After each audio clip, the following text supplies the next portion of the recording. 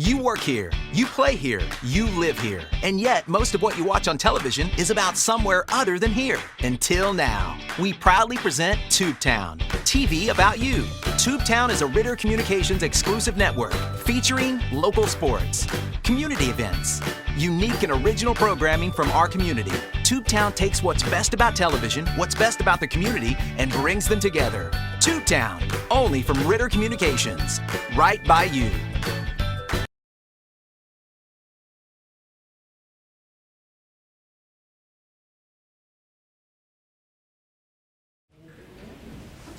I'm going to call the joint committee meeting to order. The joint committee meeting is basically all the commission, because you're either on the speaker on.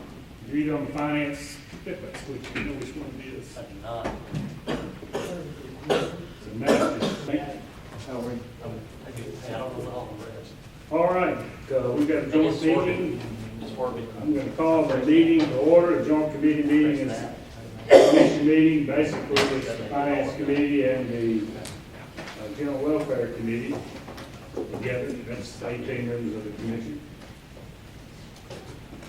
The first order of business, commissioners, deals with report from the Tipton County school system. Let's go ahead and see if we can have Dr. Bibb.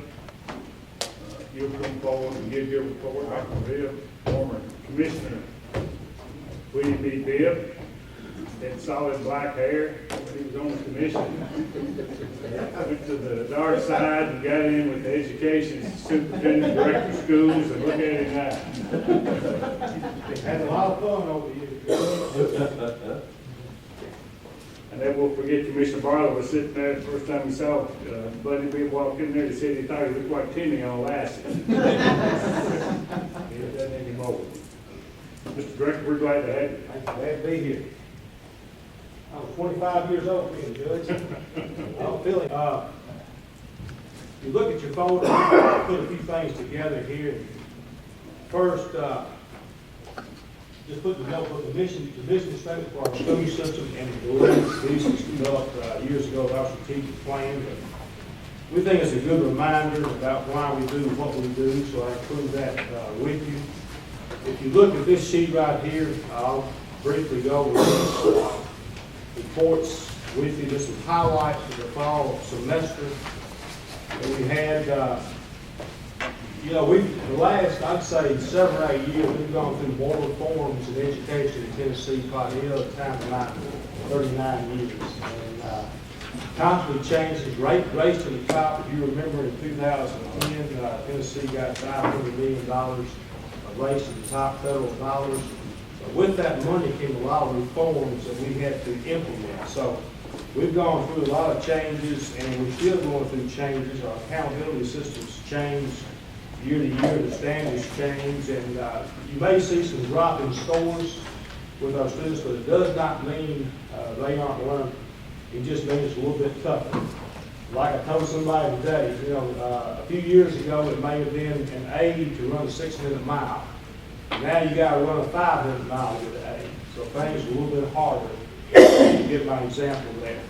But anyway, number 8 there, late October, Tennessee released their annual accountability results, and we received distinction exemplary, which is the highest, and that's even after we have transitioned to higher expectations. So we want to commend our teachers and staff members for addressing those higher standards and our students for delivering. Now, the next one, B, is something I just received Tuesday, January the 2nd. Some Stanford researchers published data that looked at growth students grades 3 through 8 from 2009 to 2015 from a district level. If you would, there's a sheet in your packet that looks like this. It has a map of the United States on it. And then within that map, it highlights Tennessee. So Stanford University out of California did this analysis on student data from 2009 to 2015. The green represents high areas of student growth. The purple represents low areas of student growth. So if you look across the country, you can see that Tennessee mainly has green. And if you look at the far west part of Tennessee, you'll see Tipton County mainly in green. So I think that we as the funding body and educators have a lot to be proud of, is that we contribute, we're the 13th largest school system in the state, over 11,000 students. So when our students do well, as they've done here, it contributes to the whole state doing well because we're so large. So this analysis looks over 6 years of data for students in grades 3 through 8 for math and reading. And you can see that we have a lot of growth during that time. That's pretty hot off the press. And that's based on math and reading only. Math and reading grades 3 through 8. Not science? No. C, you see our grad rate is at 97.3%. That's above the state national average. ACT data, we're at 21. Again, that's above the state improvement over last year. That's the highest it's ever been. That's with all our students taking ACT. Turn to the next page. For the second straight year, our school system was named a top employer by the Commercial Appeal. And I've got a little handout here that shows that we're number 10. So we made the top 10 out of the largest category in the area, and that's all based on employee surveys.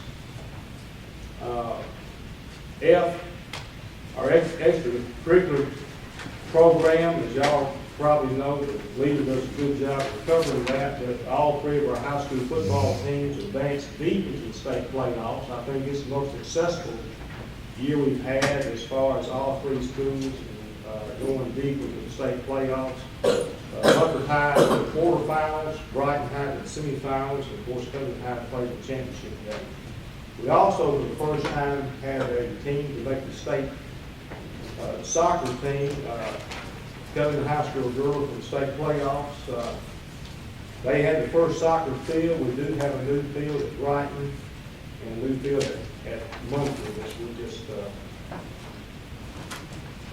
finished up this past year. Number 3, student athletes from Brighton High and Covington High cross country advanced to the state, and then Brighton High and Munford bands competed in the southeast region, Chattanooga this past year. So very, very successful fall, I feel like, both in academics and in extracurricular programs.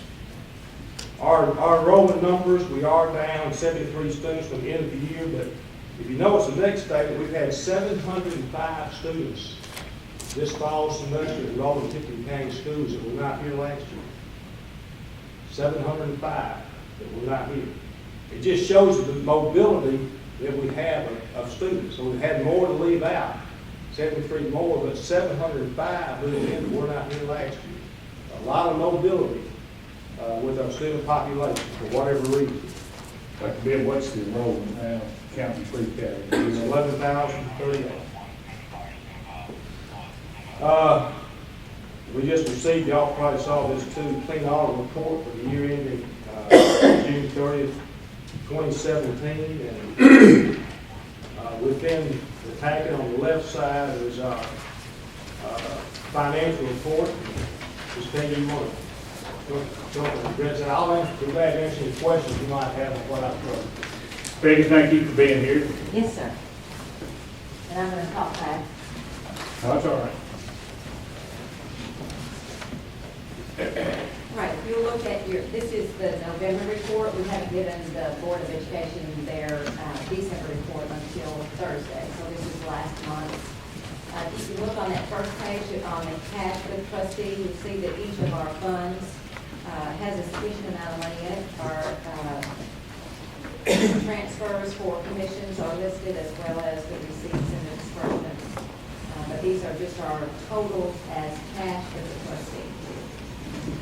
On the next page, you see the general budget, the 141 budget, and in November, you can see that we had revenues of 9.2% of our yearly budget, with November of the last year at 9.0. I think those numbers are just about in line with each other. The totals For 2016-17, 35% last year, this year 34.9, so we're in the same ballpark as we were last year. On the expenditure side, you can see that for the month of November, we had a little higher expenditures than the year before, but we paid our total 2% increase as a bonus rather than spread out across the year. So I think that can answer any questions as to why you think that is higher on the expenditure side for November. But when you look at the comparison between last year and this year for our expenditures, they're very much in line with each other. So I don't think there's anything that you have to worry about as far as the general budget. Questions on that?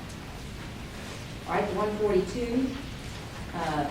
There is a difference in the revenue for federal projects, but federal projects fluctuate throughout the year. Sometimes you get more money in, and sometimes you get less, but at the end of the year, we're going to have it all in. It's just that they send it at different times throughout the year on the federal projects. You can see that we have received 26.7% this year, and last year it was 32.4%. And the total is the total, and that's what we'll get. We have continued to add a little bit of money from different allocations through the federal government, but whatever it says, that's to the penny what we'll receive. So we will not spend anything more than what we have gotten. Most of these are reimbursables. We spend them, and then we ask for the money to be reimbursed. On the expenditures, you can see that we have spent about 1% less this year than we did last year at this particular month, but when you look at the totals, we're still in line with where we need to be as far as the money that we've received so far. Any questions on federal? The central cafeteria is a little bit like the federal government. Sometimes we receive the money on time, and sometimes we don't. But we are pretty close to, in November last year, we had received 8.7, this year 8.4. But for the total of those 5 months, we're very close in line with where we were last year, and I don't see any red flags at all in any of these funds. For the expenditure side, we spent a little bit less this November than we did last. And of course, for the total year, we have spent less, but we have lowered that budget a little bit for the cafeteria as well. But I don't foresee any problems that we have with our budget. In the capital projects, you can see that we don't anticipate any money coming in the revenue side. We haven't spent anything in November for the capital projects, the construction budget. For the total of those 5 months, we've spent $120,000. We still have $600,000 has been allocated, but if you look in your cash with trustee, you'll see that we have $786,000. So we have enough money to take on some projects that need to get done this year. Any questions about the budget? Ms. Speaker, let me ask you, the central cafeteria budget, now that budget still, the interest from the money that's in that budget goes back into the central cafeteria budget. It does. They're Is that the only separated one from like that? Federal is the same way. Construction. Any federal program? All 4 funds run on their own steam. They don't commingle at all. But does the interest off of the money you get in the bank on the other federal programs other than central cafeteria go into that fund or not? Everything that's in 141 earns interest and earns interest for 141. 142 for 142, 143 for 143. There's probably not much interest on federal because that's reimbursables. Right, we spend it and then we ask for it. But the interest on 141 goes to debt service, doesn't it? I'd have to look at it, I'm not sure. See, that's what I'm thinking. I'm thinking all interest in the county goes to debt service. We set it up years ago when we started the building.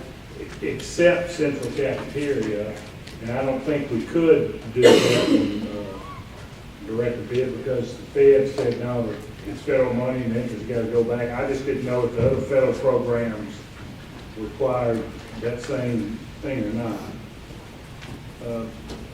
But you all can just check and let me know. Any questions? Did you have anything else? That's it, thank you.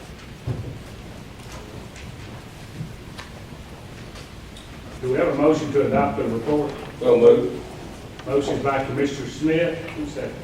Second by Commissioner Brinkley to adopt the Education Committee report. All in favor of adopting the report, let it know by saying aye. Aye. Opposed, no. So ordered. Report's adopted.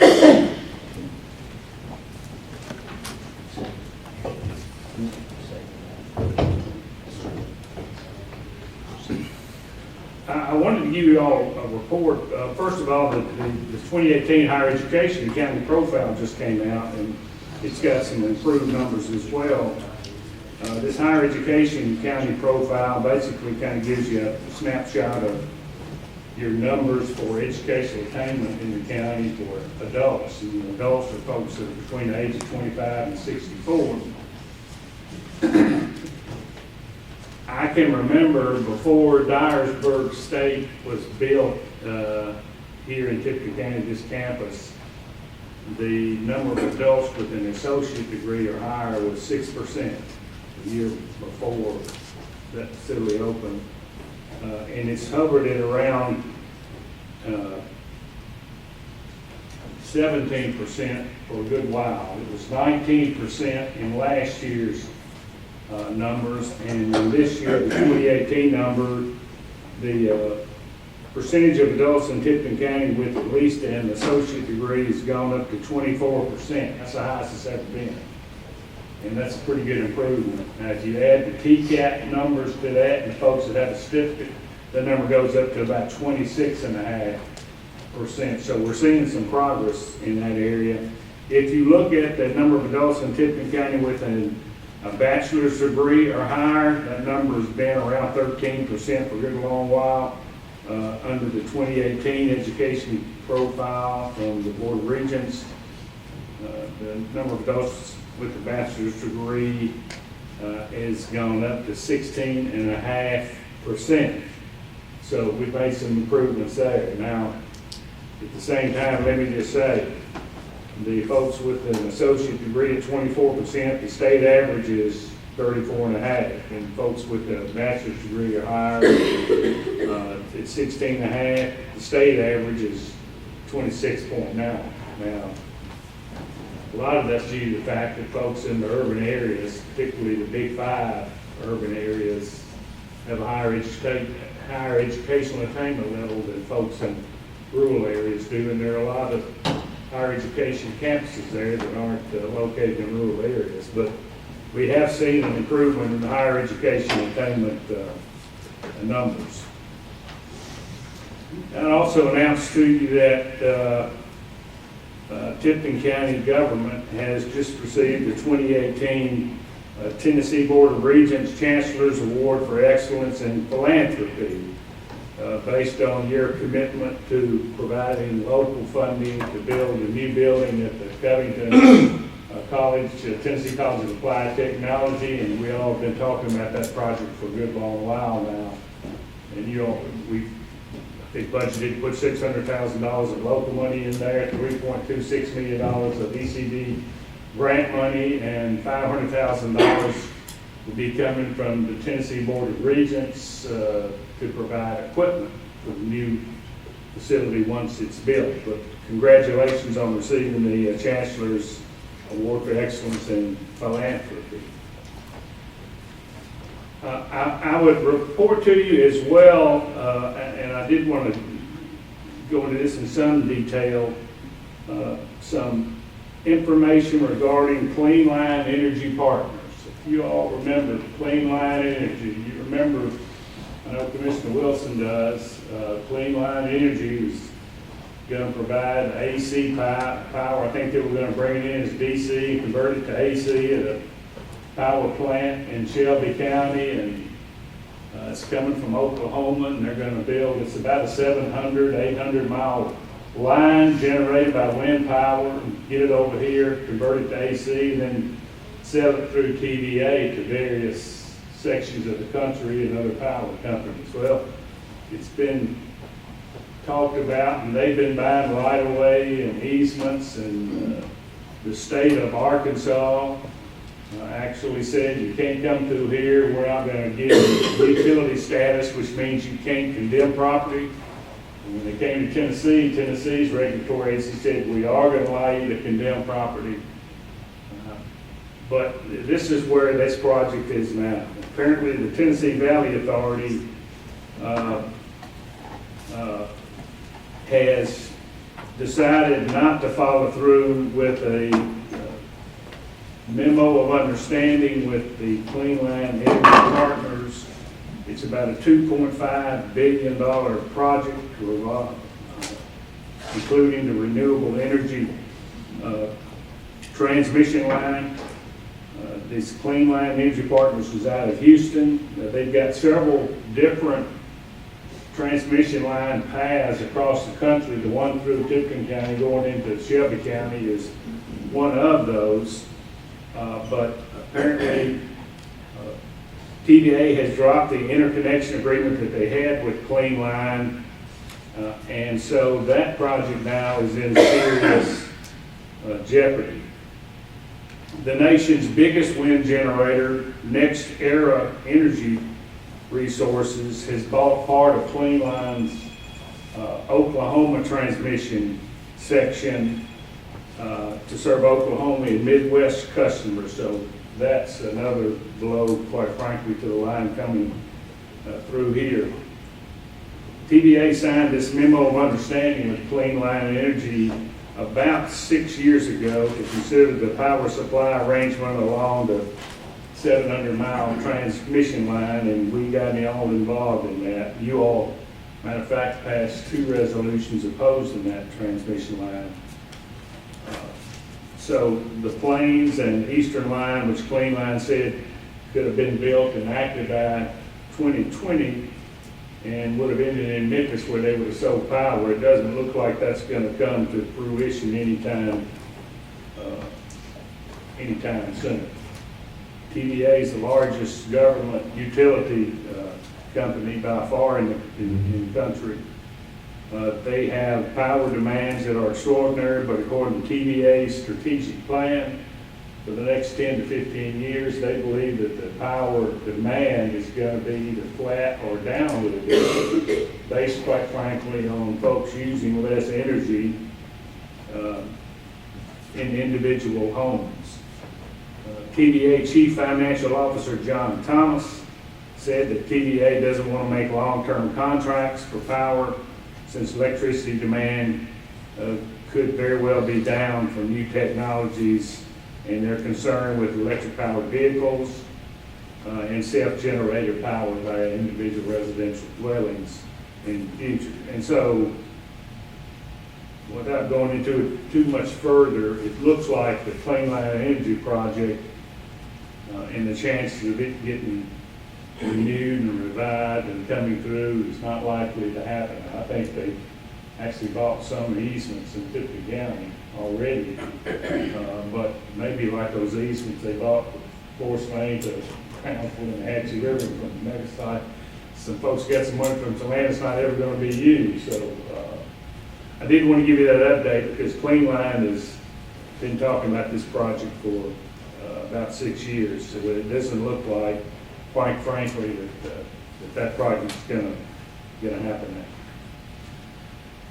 I've got the County Attorney David Owen here this afternoon, and I wanted him to be here because I wanted to talk to you about this Tennessee Greenway and Trails Foundation, and we can talk about that some.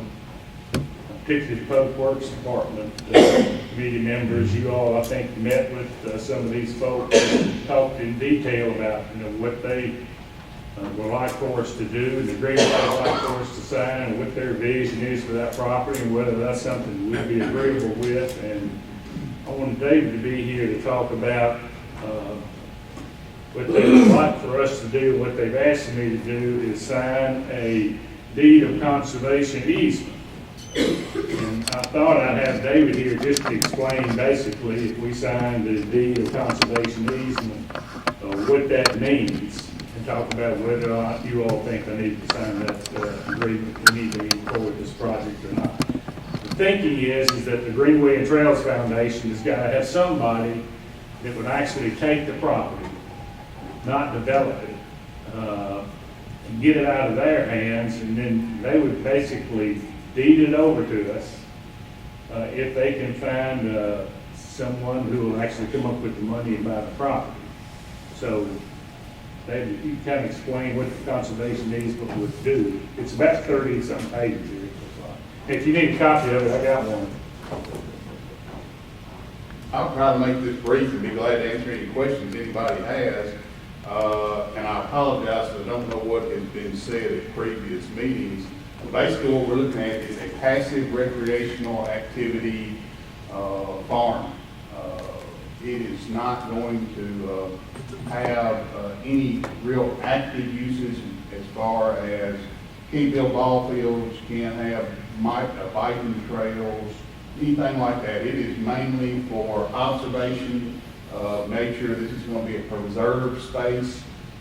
And we would agree, in order to for them to deed us this property, that we would agree to only use this under very limited conditions.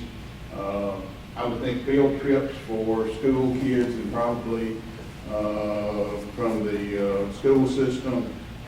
We are allowed to have one small improvement for restroom facilities, a light, a small parking lot. We are allowed to continue to farm some of the property. Hunting is expressly prohibited while you can fish. But it's going to be a fairly limited to passive activities, observing nature, as it will be the greatest use to. When you look through the material that they provided us, there are several endangered and protected species of birds and other animals, either on the property or near the property, that they have an interest in trying to protect the habitat. So that would be also one of the reasons that they're wanting to do this. But they're not in the business of upkeep, Tennessee greenways. They want somebody else to actually be responsible for preserving the property in its natural state. And that would be our duty under this agreement, is that in perpetuity, we will preserve this space and use it for this passive recreational purpose. Yes, sir. Are we talking just the property on 59, or are we talking the Leaf Lake property too? or- Now, this is at 300 acres. On the 59, on the bluff side only, right? That's right. I think it actually joins that A-frame that the Greenways, that property they own, that the kudzus back there. They told us at our meeting though that we wouldn't have to upfront any money, anything, any improvements done. We would have to apply for the grant or something like that would be done through them. Is that correct, Steve? Yeah, that's right. We don't have to do anything with it. We can leave it the way it is. I mean, I think they've got visions of having some kind of an overlook there, like a pavilion area with just the top and maybe a, looking device there so you can look at the river, but I think that's about it. Well, I mean, was You have that, your cell phone towers, from what I'm saying, under the. when they presented that to us though, I thought they said that they would provide, or we would apply for the grant, or we would have to oversee it or something. Is that correct, Shannon? Well, there's a TDEC grant through their Education Services Department. It's a recreational grant you can apply for. The state gets the money from part of the realty transfer tax. When property's transferred, they get a little bit of that. They have a good bit of money in there, and they've got a fund set up where local governments can apply for recreational equipment. You can apply for building a park, that kind of thing. That's what they're talking about. They're saying they'll help us fill out the application to the state to try to access some of that money to build some kind of overlook building. Mr. Smith? Director, Mr. Reed? Reed. Well, yes, sir, that's what I understood, is they would help us assist in writing the grant applications for an overlook, whatever that is, parking lot, whatever they decided or we decided to build, they would assist us in writing the grant application, what I understood. Yeah. But we would administer it. That's right. Yes. Mr. Brown? What's the cost of it? No cost to us. Okay. Now, we'll have, do the grass cutting, that's all. Well, what areas you cut, just if you're gonna leave it in the natural state, that means you let it grow up mainly. I mean, you may wanna have to cut along the road going in there, but I just don't see any high maintenance costs at all. You, Mr. Reed, you know, Mr. Wooten? Only, you said it is some farmland there, you have somebody farming, what about the rent off the land? Where We is get it going? that. The county's gonna get County that would money? get that, yes. Not a lot of acres on this It's farm. not. Commissioner Wilson? When we discussed this, a few months ago, in Public Works with these people, and then afterwards, we were talking about the minimal cost of providing a parking lot. We're not talking about a paved parking lot, we were just talking about gravel and, an entryway, and that was it. And minimal maintenance as far as, grass cutting and that sort of thing. Gates, On the insurance side, I remember that was one of our concerns. I mean, you couldn't get a little bit of farm rent, and basically, you'd think that farm rent would just pay Public Works whatever they gotta do to it. I mean, probably gonna come out if you just leave it the way it is. We would add to our list for our general liability, which would be only probably no extra charge or an incremental charge. Yeah, the problem you get into is it's a remote area. It's like Duval Landing, it's a remote area, and, you know, sheriff or chief, Darby, y'all get a call, you know, you got 300 acres there, folks know the county owns it, and all of a sudden you got, you know, four-wheelers in there, you might have other vehicles in there, and, you know, you gotta, you know, you may have to go in there and provide some law enforcement to keep folks out. I don't think, under the agreement, David, can we put a cable across there? It's very limited what kind of fencing we do, according to the agreement. And of course, any improvements that we would make would have to be ADA accessible. So that would probably limit. Commissioner Wilson?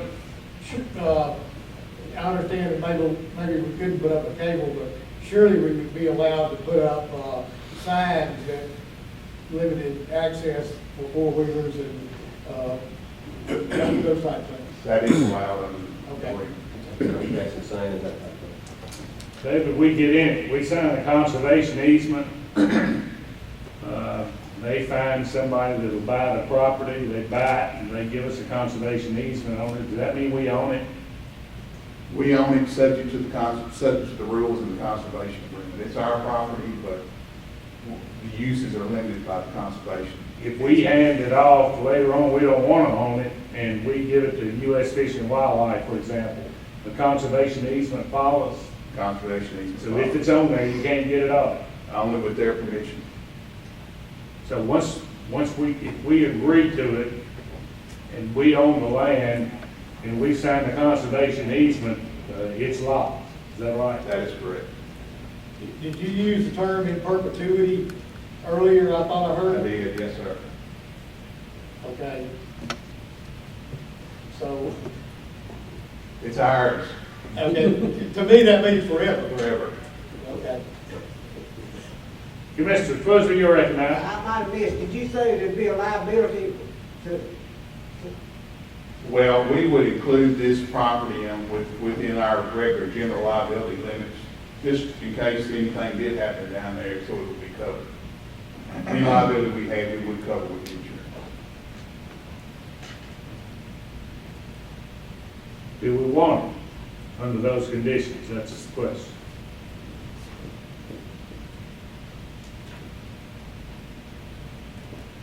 how quick we got to make a mind up, doesn't know? Well, I mean, they've got to be able to say Tipton County is willing to sign the conservation easement before they can go out and start trying to find someone who will buy the property, give it to them so they can give it to us. And there's some wiggle room here. I can negotiate some of these things that are in this conservation easement, but at the end of the day, the easements, as I said, it's 30-some odd pages, and it's pretty strict on what you can do with it, which is pretty much leave it the way it is. I mean, is that a good thing or a bad thing? I mean, from an expense standpoint, I suppose it's good for us. You know, from a tourism standpoint, maybe it's good that folks would want to come and look at the river, but it's in a pretty remote area, and I just don't know that, that makes it worth doing. Mr. Reed, direct now. I just had a quick question for Councilor Owen. David, you said any improvements we made would have to be ADA compliant. Would gravel road comply with ADA compliance? That's the only thing that I was curious about. I don't know, Yeah, you can have a gravel road. Okay.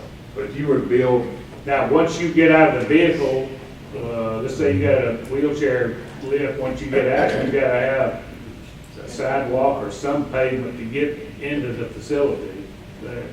Yes, sir, or on the little lookout thing that they were talking about. would that be around? But you're not gonna have, I don't think you're gonna have bathrooms there, are you, David? It is allowed if you want to have one. I don't know if it's something we would want, just, if we had one last week, we'd have water leak. Yeah, the problem with the restrooms in a facility like that far out, if they're gonna get tore all to pieces, there's just not much way around it.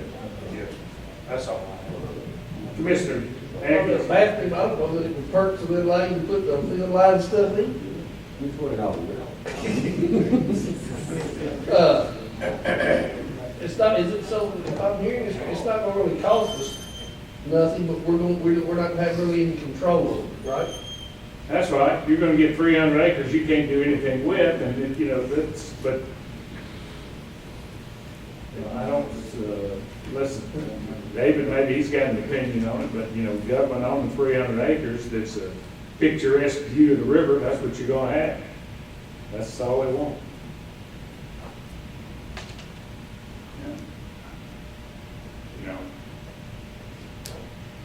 I don't think you're gonna have any great upkeep costs, that I'm aware of. They had in the documents, I think, that they gave you all at the meeting, I think I saw save the second Chickasaw Bluff. I don't know what they're saving it from, because you can't develop out there on the second Chickasaw Bluff. I don't know if there are any big developments coming out that way, either residential or commercial or industrial, since it's about 2/3 kudzu for most of it. But, would it be an asset to the county if we had it? Probably would. Would it be cause a lot of problems from a liability standpoint, insurance going? Probably not. If we put that under insurance, it's going to cost very little to add it to the insurance. Does it have potential to get littered up, or folks burning the building down, or throwing beer cans all over? I mean, there's a potential to have that happen. If it does, we're going to expect the sheriff's department to send somebody out there to stop it. Well, that's hard to do in an area as remote as that. But it is, it's 300 acres. It's beautiful overlooking that river. That's the reason they're interested in it. Commissioner Atkins? Could you negotiate in for us to be able to put a cable or a gate up, maybe? Well, the problem with it is nearly, I don't know how many feet of the thing is actually on the public road. I mean, Oh, it's a lot on the, I'm Yeah. talking about just a cable on the Access road. access road.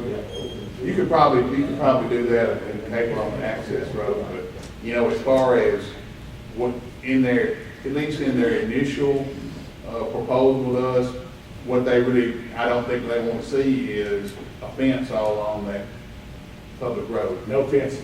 Well, I understand, I mean, but on the access there, you can deter, because it is in a remote area, we could deter, people, at least it would, I think it would help the sheriff's department out, so.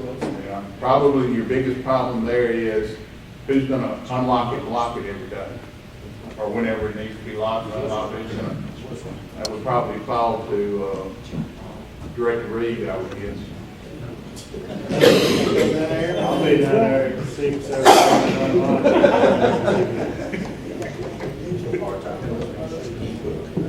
9. What about just walking? I mean, you said no bike trails, but what about walking? That's what they expect you to do. That's what they want you to do. You can walk. And you walk, no motorized, they want it to remain as natural state as much as possible, as long as possible. Shannon Reed's out there and 10 turkeys walk lying out there, this is the height of turkey season, he can't shoot. Listen, one walk up that bluff, be it for me. The agreement, Mr. Bringle, you're recognized. Judge, I'd like to make a motion that we give you the authority to try to negotiate this property that we are interested in. Second. All right, any questions, discussion on the motion? All in favor of the motion, let it know by saying aye. Aye. Opposed, no. It's so ordered. I'll go back and I tell them that you all are interested, but we do have some items we want to discuss in the conservation easement, and I'll bring it back next month. All right.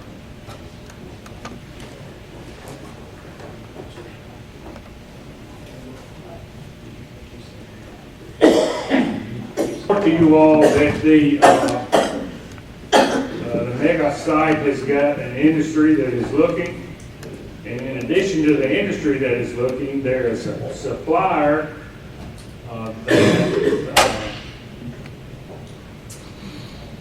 is not part of the industry, but it's connected to the industry because it supplies it with raw materials in other sections of the country that is interested in being close to this company if they select a mega site, but they don't want to be on the mega site. And so they're looking for property to soften, which is exactly why we've got the utes and the property that we bought. Now, they are interested in the 64-acre farm that the county purchased that's over there next to the Haywood County line. And so just as a way of trying to keep up to speed, I can't give any real details yet. We don't know a whole lot yet, but there's an interest there for the mega site, and there's also an interest in a supplier that's, we have sent our statistics and all that's interested in the 64 acres over there on Highway 70. So we'll see how that goes. The other project is one I've never handled before. I think I've talked to the finance committee about this. Is Bobby, you all right? And that's Joanne Moore, lives over on Corona Island. She's there's a FEMA program. It's a buyback program. Mr. Dunn, correct me if I'm wrong, but FEMA comes in, and FEMA and the state and the local government buy back property that's prone to flooding on a regular basis. The thinking is that it's better to buy it and tear it down than it is to basically mitigate flood damage in a pretty regular basis. Well, if anybody qualifies, it'd be a house on Corona Island, but she's familiar. She's not familiar, but she's been told about this program. She's asked me about it, and I told her I'd come to the commission. I talked to the fellow with the state, and he says the good thing is normally it's the state pays 25. Excuse me, the FEMA portion is 75%. Under the, as I understand it, and I think it still continues after the end of the calendar year. Right now, because of the fires in Sevier County and Gatlinburg, don't ask me why, but the state of Tennessee pays 12.5%, and local government pays 12.5% instead of local government paying 25%. Now, why would the county buy flooded or contribute to buying flooded property over there? It's about 10.5 acres in a house. If we have to provide regular maintenance of that road, but we have to continue to provide it, what are we mitigating, I guess, from my standpoint? I'm not really familiar with the program. I think it's an application process that has to start with the local government. I'm just trying to find out from you all if you're interested. If you are, I think what I would do is I would throw out there that the county would pay 6%. In other words, the state would pay 12.5%. The homeowner would actually have to pay part of that as well, and we'd pay 6%. Whatever the cost is of actually purchasing the property to tear down. So I'm just throwing that out there. It's a program. The state's got the funding, FEMA's got the funding, and Mr. Worden is the state director of that program. We'd have to have an appraisal done of the property. Look on the tax books, it's on there for, I believe, $113,000. Actually, it's a beautiful home, but it's in a flood-prone area, so I guess that knocks the value down pretty much. But I had no idea what an independent appraisal would be. But the numbers that we're talking about and the percentage we were talking about would be based on whatever that appraised number is. It's got to be an appraiser who's certified with FEMA to do those kind of appraisals. Van Bowl is the guy that comes to my mind. He's done them before. But I don't know if you all want to do that, if you're interested.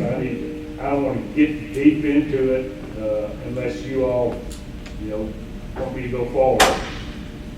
What do you think? Mr. Ashby? Who would own the property?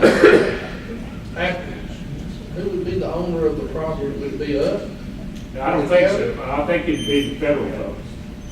Well, who would have to maintain it? I guess is the It question. wouldn't be us. Yeah. No, you can't, I'm sure once you're there, you can't build anything on it. The purpose is to buy it so you're not spending more money on the flood. Judge, how many times that house been underwater? If you've seen that house, the house was actually built to be underwater. The garage is under the house. And so the water's got to get really deep to get up in the house. Well, it did in, what was it, 10 or 11? 11, yes. I understand that the water was 2 foot in the house, and that's the only time the water had been in the house. And it's got a basement in the garage under it. That's right. But it ain't about 2 foot of water been in the house only one time. Yeah, so she's interested in the program. The state director says it's the kind of project that the program is made for, and I'm bringing it to you all if you want me to pursue it or not. Mr. Wilson?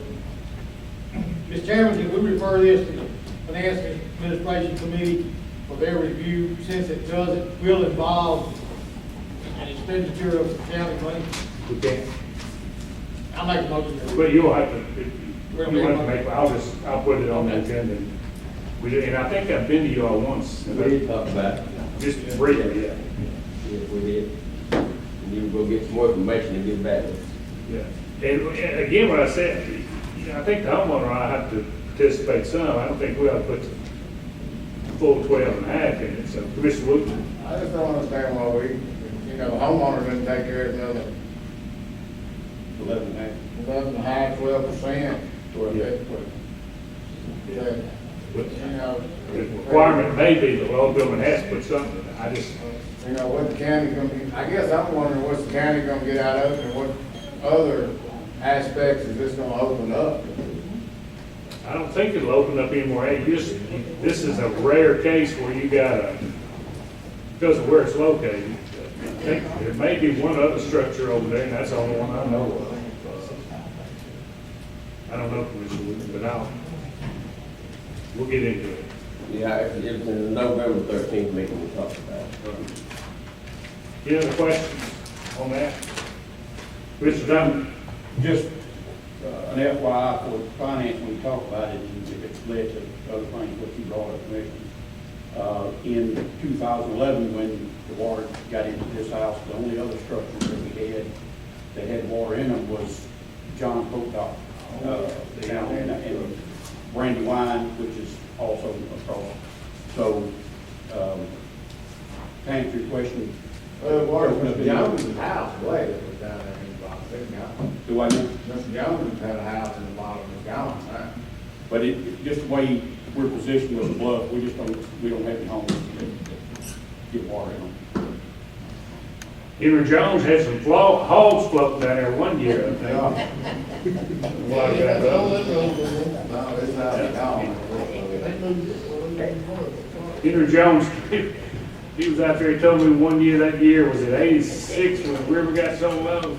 He said he went juggle fishing out there and caught a 5-pound catfish and pulled 3 ticks off my back.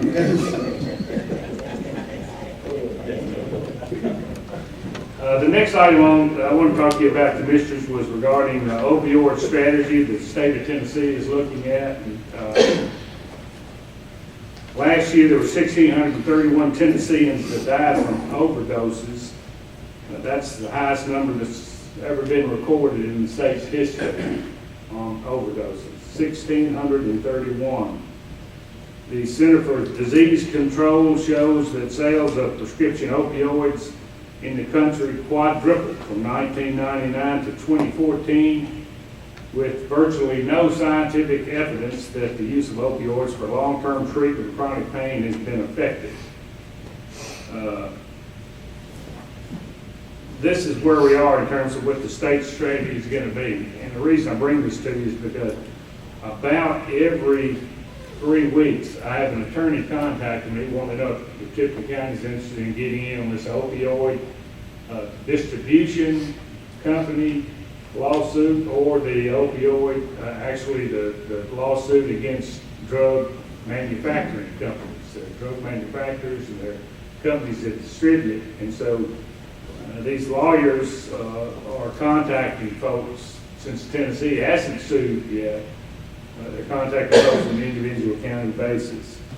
This is what the Attorney General says that he would like to do and what their strategy is going to be. And that is to basically use their investigative powers to determine how bad the problem is and what part the drug companies, both the manufacturing companies and the distribution companies, have played in it.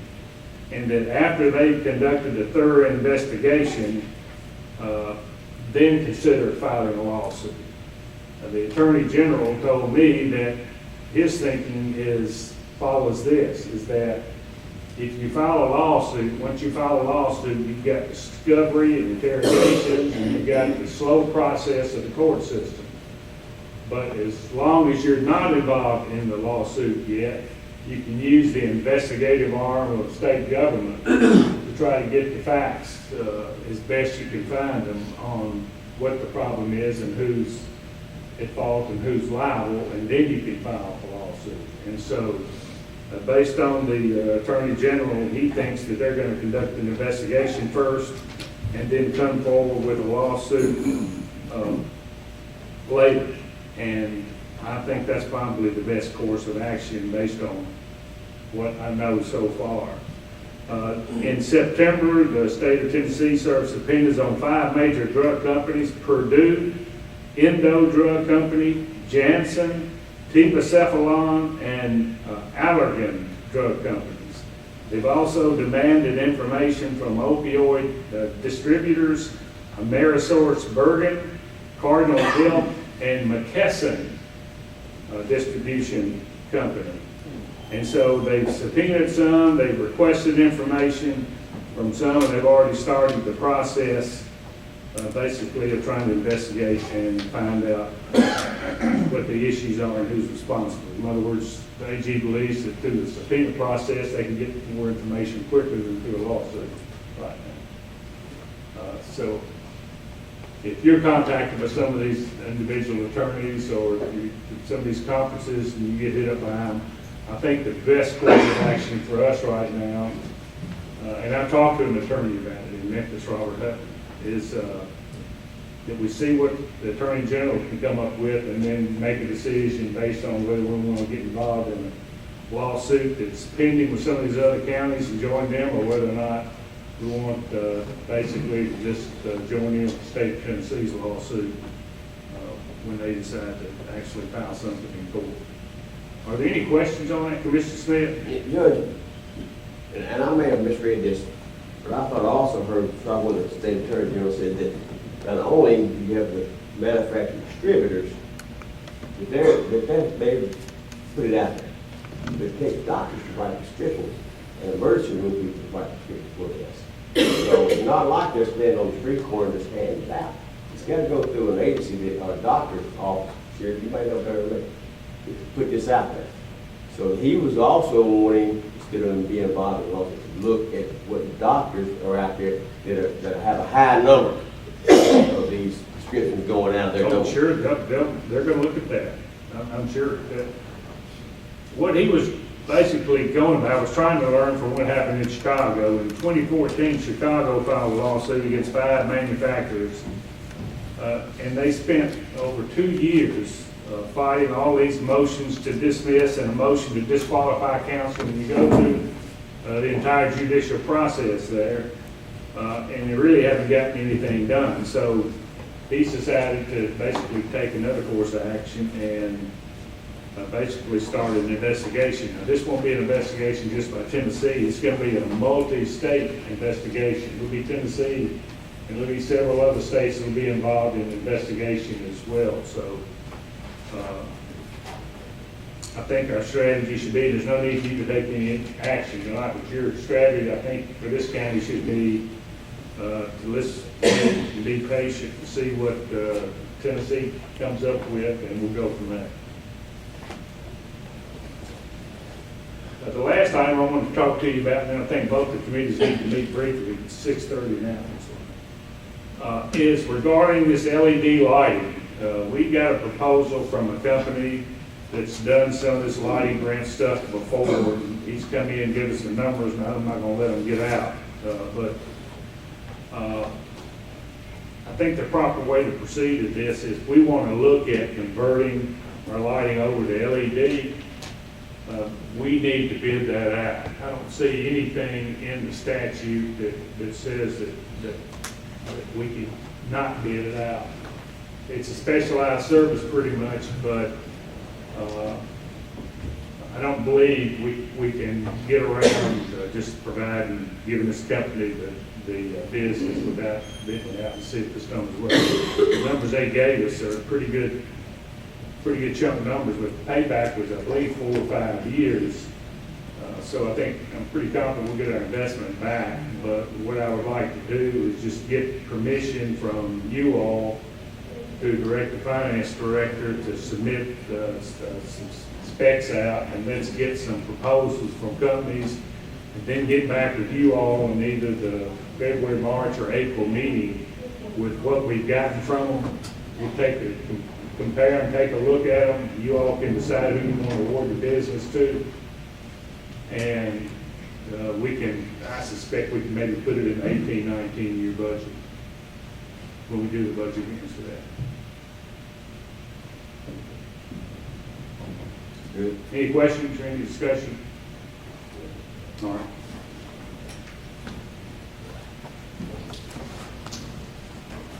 I believe that's all I had, Commissioners. Mr. Chairman, I don't want to interrupt the meeting. This lady, they're coming in here about this zoning thing. Oh, thank you. Yeah, it's 15 minutes. All right. Any questions?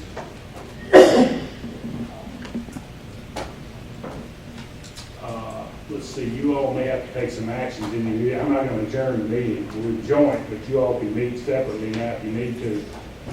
Then you can adjourn, each one of you can adjourn your meeting. That's up.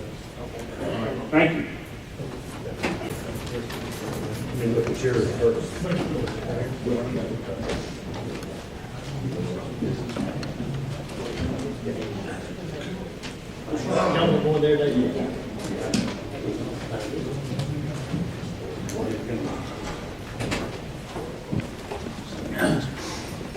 If you'll remember, in the December general welfare meeting, County Planner William Beasy presented to us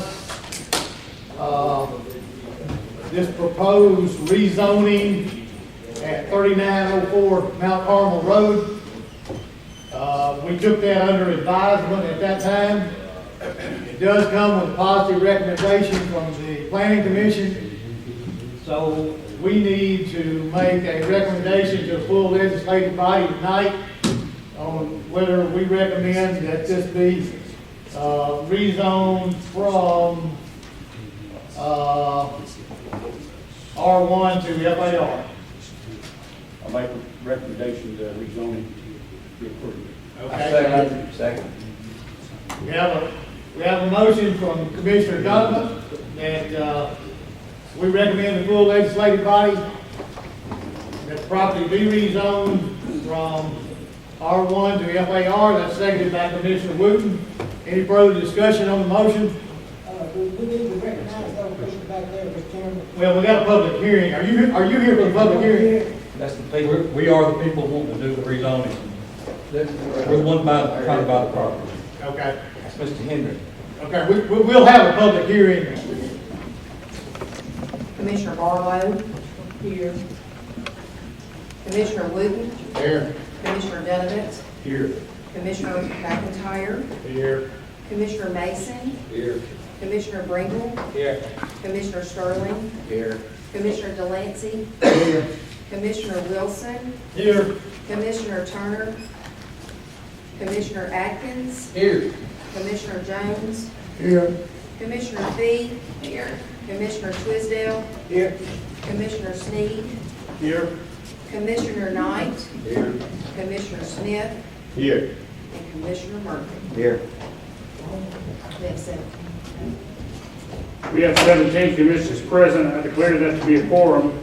I'm going to ask Commissioner Lamont Sneed if he'll lead us in an invocation, and Commissioner Courtney Fee, would you lead us in the pledge? Our most gracious God, we just want to say thank you for the many blessings that you bestowed upon us. We ask, oh Lord, that as we have come into this new year, 2018, we just want to say, Lord, that we just want to say thank you. We have many that have been among us, family members and loved ones that did not come into 2018, but we want to say we're still grateful because you're still an awesome God. We also want to bless and thank you for our commissioners. We have those among us that have been ill, and we just want to say thank you for bringing those back to us healthy.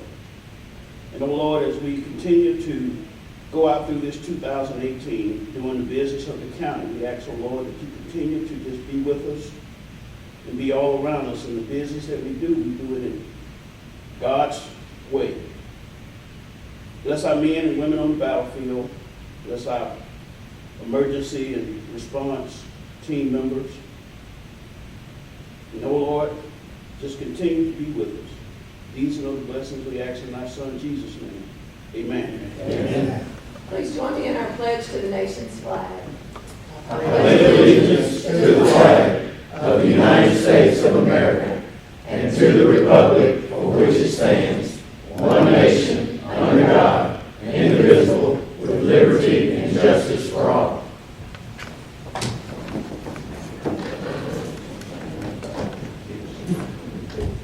Do we have any additions to the agenda?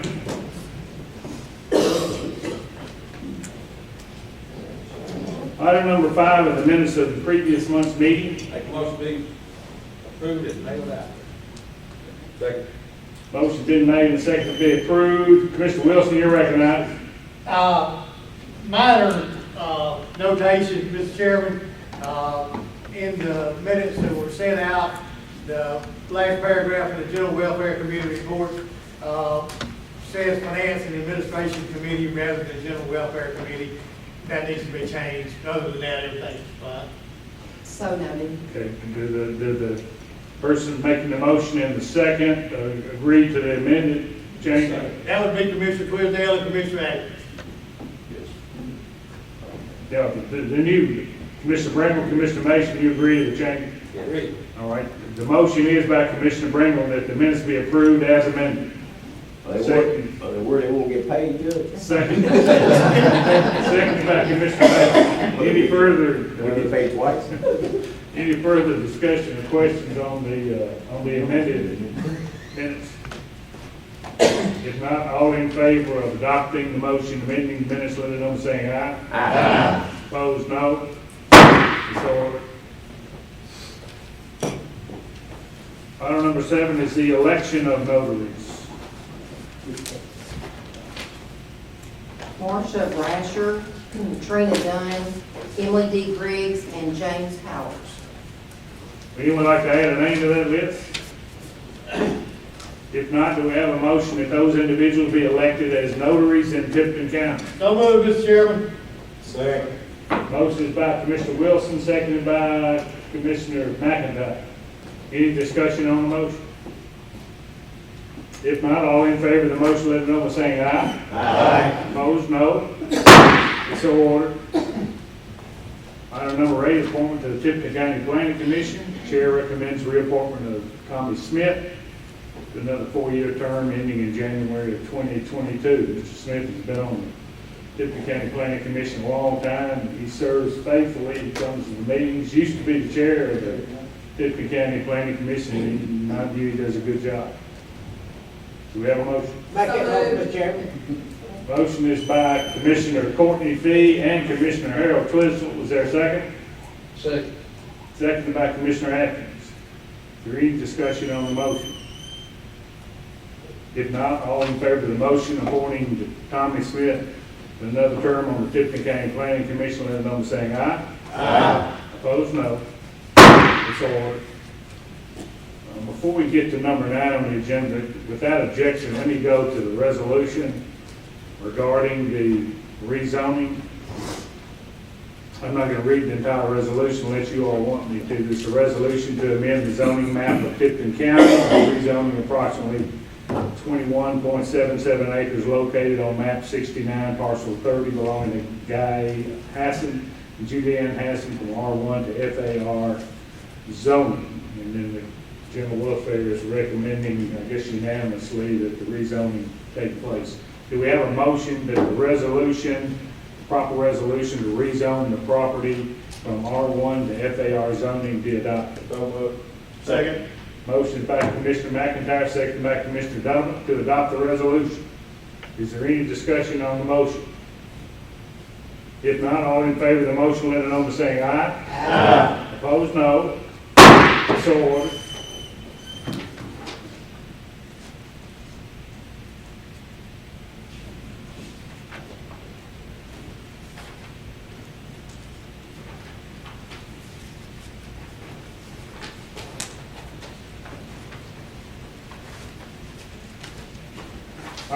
Item number 9 is the appointment to the Board of Zoning Appeals.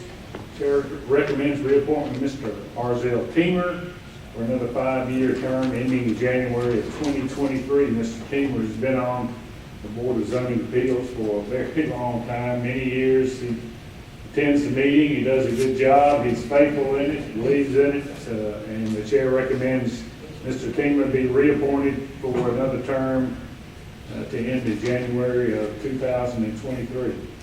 So moved. Second. Motion by Commissioner Dumpton, second by Commissioner McIntyre. Is there any discussion on the motion? How many people sit on that board, Mr. Chairman? I believe there's 5 on there. And next month I'll be coming with another one.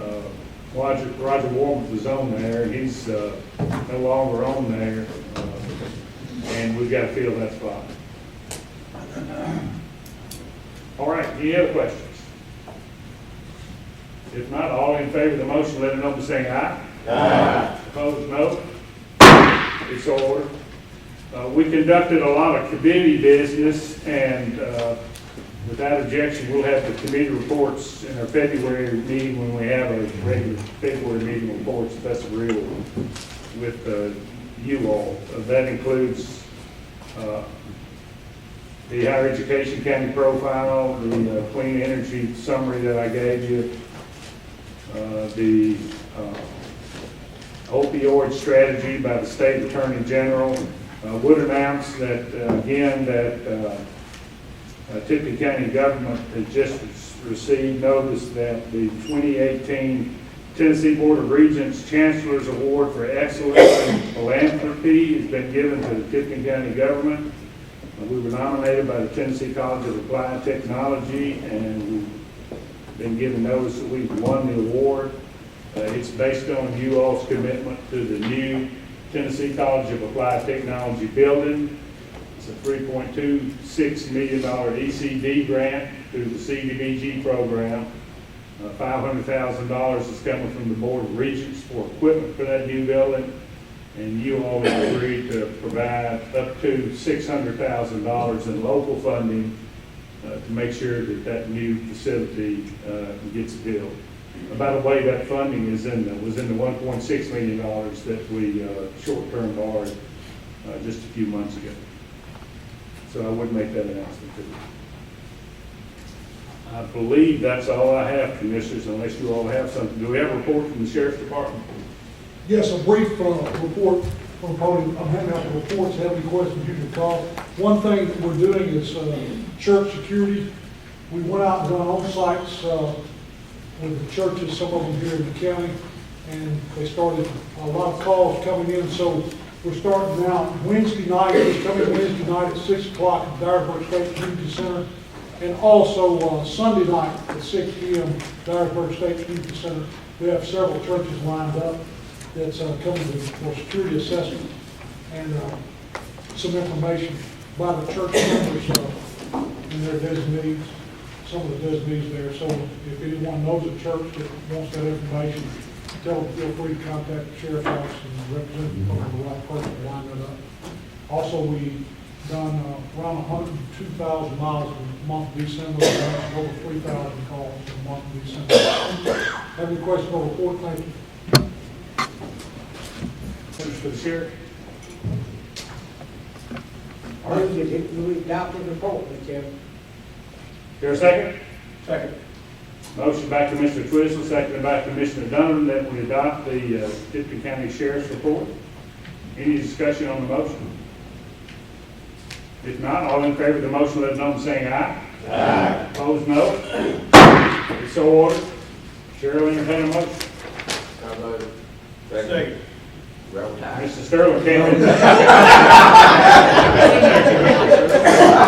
guess you will stand adjourned.